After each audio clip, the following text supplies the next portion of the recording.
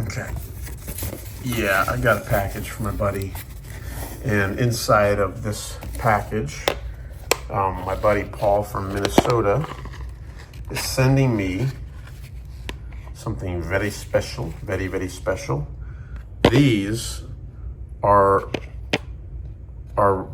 reared olive hair streaks from Minnesota.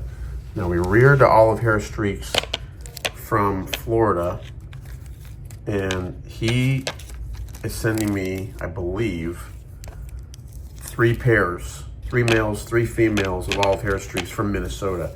So what we're gonna do is we're gonna mount them side by side and we'll show you the difference. They should be still pliable, they just emerged. So that's a really cool thing. I got 3 males, 3 females. Let's get to the spreading board. Olive hair streaks from Minnesota. And he gave me 3 males and 3 females. Guys, I just bred this thing myself, but it's a different subspecies from Florida called Grinius swidneri. And they look a lot different, but what we're gonna do is we're gonna mount the 6 that he gave me, and then I'm gonna mount 2 of the ones that I bred here in Florida, from Central Florida, and we're gonna compare the 2. Guys, check it out. I'm putting these in the rehydration chamber here, and I'm gonna go get my olive hair streaks that I bred myself. We'll rehydrate them together, and we'll mount them all together. All right, folks, so I'm gonna add these specimens to the list and to our rehydration chamber.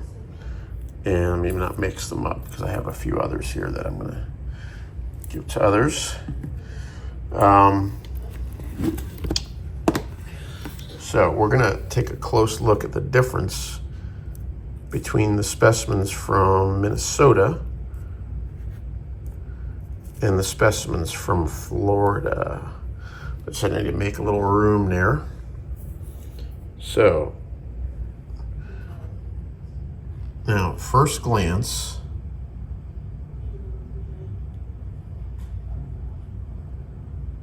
a little different. All right, let's get into some of these here. All right, so at first glance, guys, there is, not a whole lot of difference. There might be a little bit of a color difference. But I can see one thing for sure. The ones, like the one on the right is from Florida. Let's see, that guy would be from Florida. These would be from Minnesota. I can see that the spot up here, the spots on this line are not covered in as much brown. And it seems to be a lot more broken. This little white spot up here is a lot more pushed up than this one. These are a little bit more linear. See if that's continued. Yeah, so there's definitely more of a brown border along the white spots. The green tone seems to be a little different across the board, and definitely more brown surrounding those white spots here on the Florida species, the Florida subspecies. But guys, we're gonna get to this. We're gonna rehydrate this gray hair streak as well. I bred this on some of our sea grape, fed them on sea grape. And we're gonna mount these out, and we're going to rehydrate our faithful beauties. So stay tuned. We're gonna mount all this stuff here shortly. Okay, so as you can see, the olive hair streak is very, very pliable in just a few hours. And we're gonna put this guy on a board. The antennae are pliable. You can definitely mountable. What a beautiful specimen. This guy, my buddy Paul, does a great job. And my buddy Paul does a great job breeding these things and taking good care of them. It's an immaculate specimen. So I'm gonna get this guy on a board right now. All right, I'm gonna mount our first specimen from Minnesota. And one of the things that you'll see as I pick this specimen up, it's a beautiful surprise, is that the subspecies from the rest of the United States, at least the females, have this beautiful copper color inside, whereas the Swedneri, I'll show you, have none of this copper color. Maybe some of them have a little bit of yellow, but we'll show you that here in a little bit. But I'm going to get this lady on a board real quick, and we'll get this party started. All right, we have a beautifully mounted female. I'll cover the wings here in a little bit, but see that copper color? I mean, it's really, really pretty.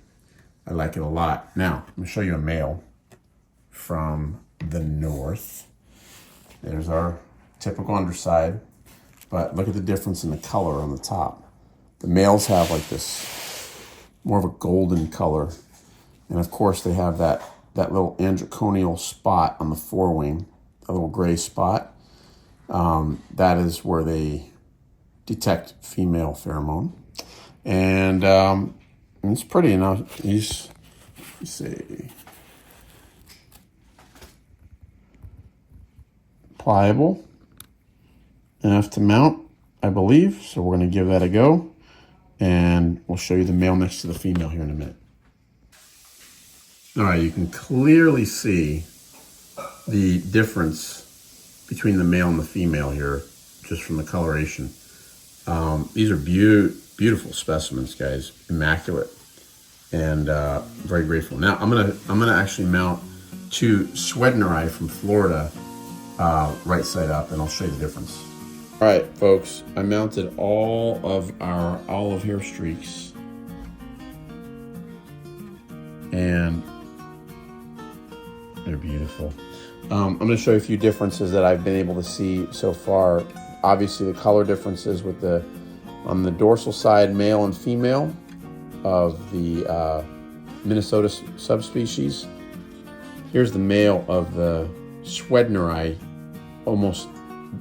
virtually no copper or yellow color, which that's a male right there. So this is the male of the Minnesota one. This is the male of the Florida one, Swedneri. Also, it looks like the tails on the Florida one are longer. Check it out. So we've got 2 tails, and the bottom tail is longer for sure than the Minnesota sub. The top tail is like a little nub. This one's a little bit of a longer nub. And that bottom tail down there is definitely longer than this one up here on the Minnesota one. So that's some obvious top side differences.